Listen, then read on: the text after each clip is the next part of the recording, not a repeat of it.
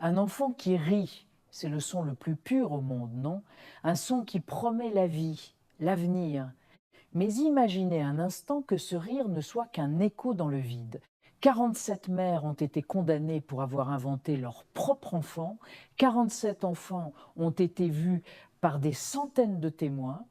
Pourtant, aucun n'existe dans les registres. Comment une chose pareille est-elle possible?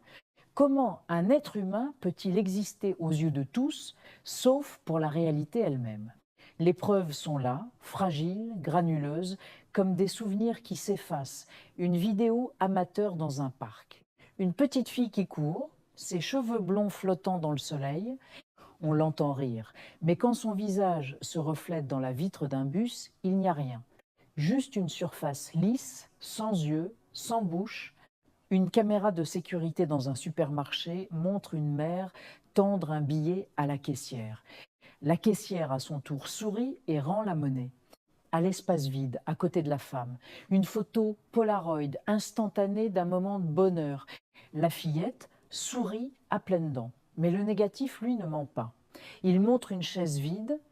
On dirait que le monde entier participe à une pièce de théâtre dont il ignore le scénario. Le cœur de l'enfant bat, régulier, rassurant, puis s'arrête.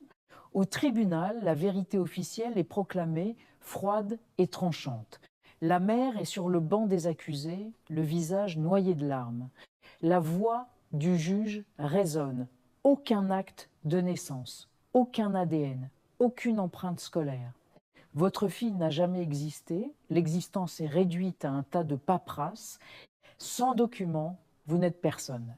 Pendant ce temps, des souvenirs impossibles défilent. L'enfant soufflant des bulles de savon qui éclatent en silence dans le jardin, la mère agenouillée nouant tendrement des lacets invisibles, ses doigts traversant l'air là où des chaussures auraient dû se trouver. Elle ne remarque rien, elle sourit, perdue dans son amour. De retour dans la salle d'audience, elle lève les yeux vers la caméra de surveillance. Un murmure s'échappe de ses lèvres, une question adressée à la machine, au monde, à nous. Vous aussi, vous l'avez vu, n'est-ce pas? Ce n'est pas un cas isolé, c'est un phénomène, le phénomène des enfants mirages.